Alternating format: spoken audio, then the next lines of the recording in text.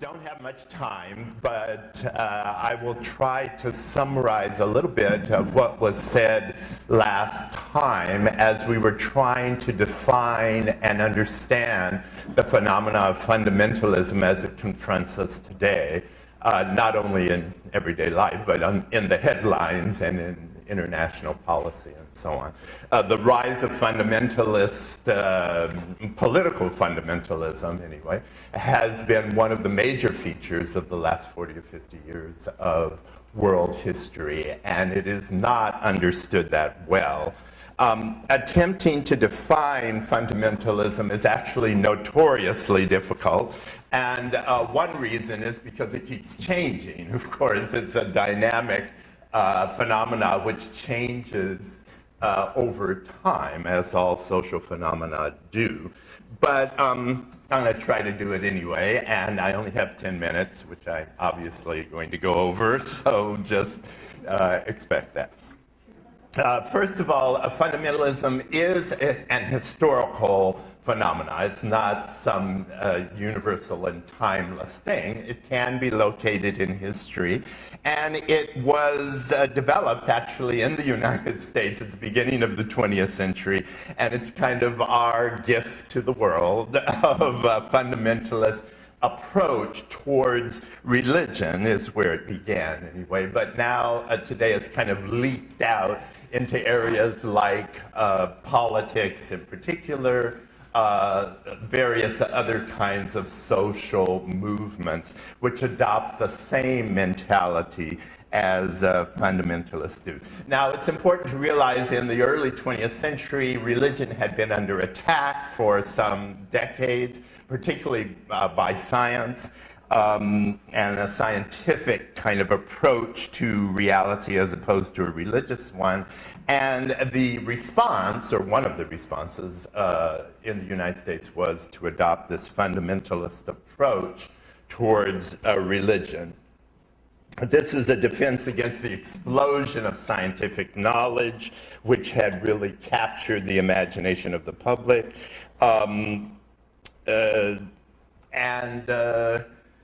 The kind of widespread assumption among intellectuals anyway in the early part of the 20th century that religion was on the way out, that it was going to disappear, that it was only a matter of time before it just kind of faded out from the human experience, which was nonsense, of course. But anyway, the response of the fundamentalist approach was to partially based on a misunderstanding of science, by the way, but to adopt a kind of scientific mentality towards scripture and towards religion in general.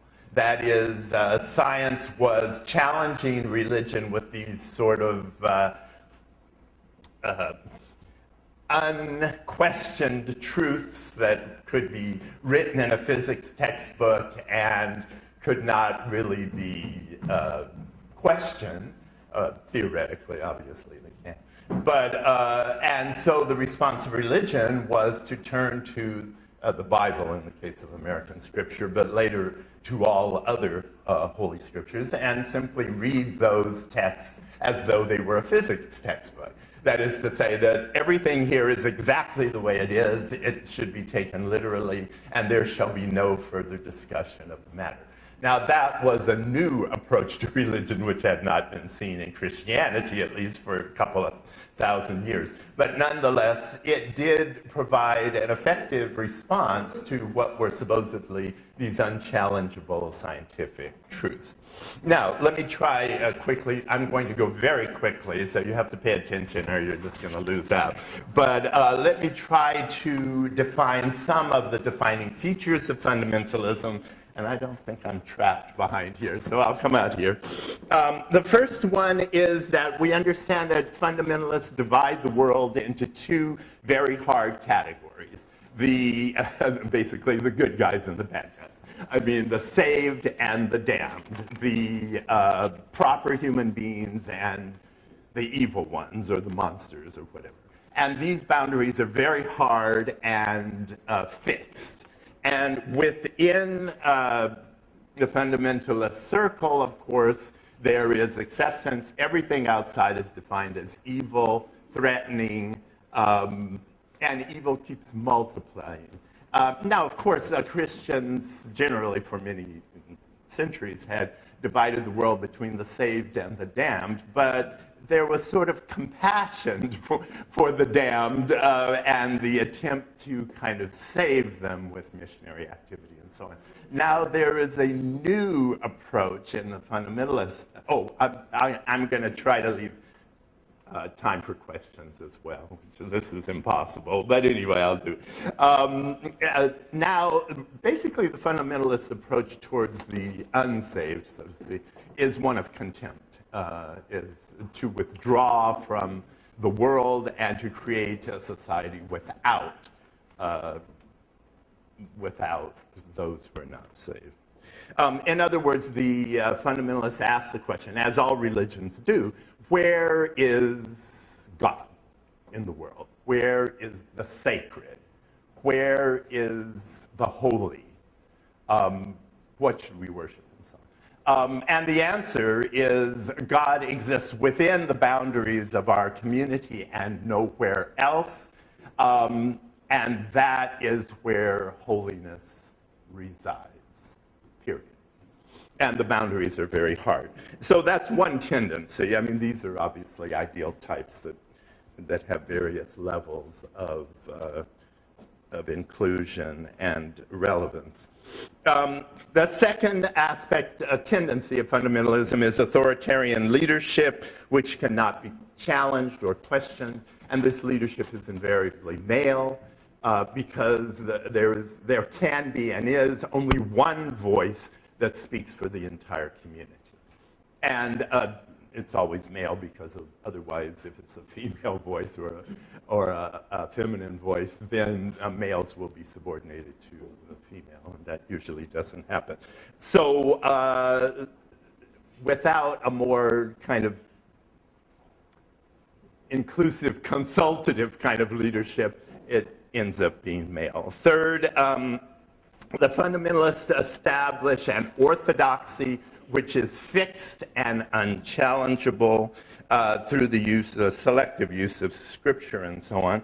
But there is an orthodox practice and belief that is fixed and really is not open to discussion. It is articulated by the male leader, and everybody just has to conform. I think this is the aspect of fundamentalism that Mr. Riazati is most interested in, because it opened a new approach to religion. That is, the orthodoxy is not open to discussion or commentary or interpretation, either in the past or in the present or in the future. So if you are approaching a fundamentalist and he has a certain doctrine, and you suggest, well, let's see how this doctrine was interpreted in the history of Christianity, you know, in the 15th century and the 18th century. The doctrine is fixed and set, and it is not open to any kind of examination, really. Now, that attitude has leaked out into other aspects of social life, politics, and so on, and that is kind of the fundamentalist mentality that we find today kind of spread around everywhere, and it's not very pleasant when you encounter it. The other aspect or tendency of fundamentalism is anti-modernity, that specifically fundamentalism is intended to halt and prevent the evil aspects of the modern world from sullying, dirtying, damning, otherwise destroying what is good in the world. So you find this in Islamic fundamentalism, in Christian fundamentalism, in Jewish fundamentalism, even Buddhist fundamentalism we have now, that the world as it's moving in the wrong direction is evil, and therefore the fundamentalist principles are really intended to save the world from social change. And therefore, the fundamentalists usually posit an ideal golden age, which is somewhere in the past, which we're trying to return to. They are enemies of secularism, not so much science, actually. Fundamentalists are not against scientific discoveries, and they use computers and usually, except modern medicine and so on. But the scientific principles of free thinking, experimentation, openness to discovery, individual search after truth, and so on, are usually not accepted. And certain scientific discoveries, as they relate to human beings, say evolution or something like that, are usually rejected. Okay, so all of these basic aspects of fundamentalism today have really led to certain extremes, which are extremely destructive and which we find every day in ethnic conflicts, strifes, even wars, violence, and acts of terrorism. This violent stream of fundamentalism is what we're now most concerned with, and that is new. I mean, the fundamentalists in 1910 were not violent, nor did they contemplate violence. They were interested in countering the advances of science, but not violent. Today, that tendency of violence has erupted, and you can see that with the devaluation of the unbeliever, with contempt for those outside of the circle of the saved, so to speak, violence is very nearby. It's the next step. If those people don't count, after all, or they can be sacrificed for the betterment of the greater good, then violent acts can be justified very quickly and easily.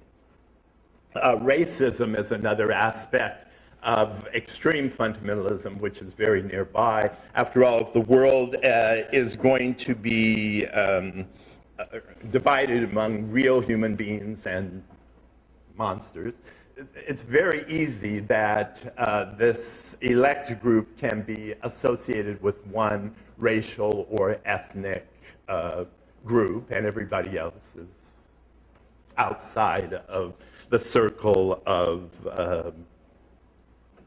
humanity, really. Nationalism is another danger and tendency which very often shows up, that the circle of the saved can be identified with one national group or one nation, say the United States, for instance, that, the United States is the beacon on the hill, the good nation, which is all good, and all the other nations are various degrees of evil, and so on. Sexism also, that is the subordination of women to male voice, male domination, male authority. And finally, just antisocial behavior, that is cultish behavior of rejecting participation in the larger society, and really rejecting society as a whole, unless it's within the boundaries of the group. Okay, last time we noticed this as kind of a broad and loose definition of fundamentalism, and also looked at how this mentality is kind of leaked out into other aspects of society, particularly this view of establishing an orthodox position, which then is not open to discussion and which you are not interested in discussing, nor are you interested in exploring very much. It just is what it is, and that establishes the boundaries of the community. Once you have done that, then, there's nothing to say, really. You've kind of set yourself up against the world, and how can anybody talk to you? As a matter of fact, even within the group, these things are not discussed very much. And certainly not in any creative or critical way. Now, what are the responses to fundamentalism very quickly, which is what the panel is going to discuss today? My view is that as this began and is fundamentally a religious phenomena, that the solution to fundamentalism must be predominantly religious. that the fundamentalist is not going to be open to discussion of his beliefs on any other basis. Now let me quickly run through these. The response should be to find those universal and inclusive aspects of religion within every tradition that can be used as a barrier and a bulwark against fundamentalist ideas. Democratic leadership that includes many and diverse voices within the community, as particularly the voices of women, of course, which must be heard. The rejection of orthodoxies, particularly orthodoxies which cannot be discussed or examined in a critical way, and to embrace modernity. That is, to see within the development of science in the modern world really the hand of God at work, and not see this as evil, but the fulfillment of human potential. That is to sacralize modernity, that is to see change as sacred and important and necessary. Okay, that's just my view. The other thing is many times progressive people and liberal ideas regard fundamentalists as simply irrational. I mean, these people are crazy. I mean, who would fly a plane into a building and kill, 3,000 people? For what? I mean, this makes no sense. And therefore, do not see a way of talking to these crazy, irrational people. They're just dismissed as nuts, and there's no way to do anything with them except ignore them or, somehow hold them in contempt or dismiss them from society. But I don't think that's going to be very effective. Fundamentalism is not irrational. Within the assumptions which the fundamentalists make, it is extremely rational. And of course, it can lead to some horrific results and activities. But it has a rational basis, and it can only be approached within those assumptions, and it can be approached very rationally. But it's like a computer virus, I might say. That your software has a virus. You can't just type something into the computer and have it go away. You can't change the hardware. You can't, kind of white out the screen with, whiteout. You have to address the virus with an antivirus. And so my view would be that you address these kind of fundamentalist religious ideas with religious ideas which are universal, inclusive, democratic, and accept the modern world as a gift of God. And that usually is the case, actually. Fundamentalists are able to maintain a small community, but for the most part, their children kind of enter the modern world. The root cause of fundamentalism generally are the challenges of the modern world to religious ways of life which had existed for some centuries. And these challenges are profound and very debilitating to traditional religion. Now, most traditional religions have found a way to adapt and embrace these modern changes, but in some cases the response is rejectionism, and to simply reject the modern world and find ways of refusing to participate in modern thought.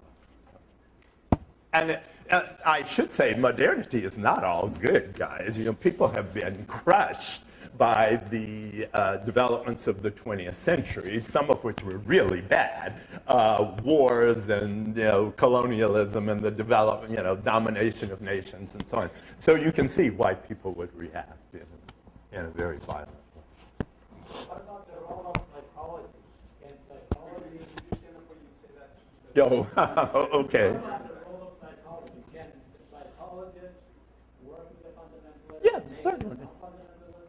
Yes, I think psychologically, of course, fundamentalism provides an extremely warm and comfortable identity and a very cozy community which can surround and support the individual, especially the individual who is, you know, personally hurting or deficient in some way. And that, can, you know, it's extremely cozy, it's extremely supportive.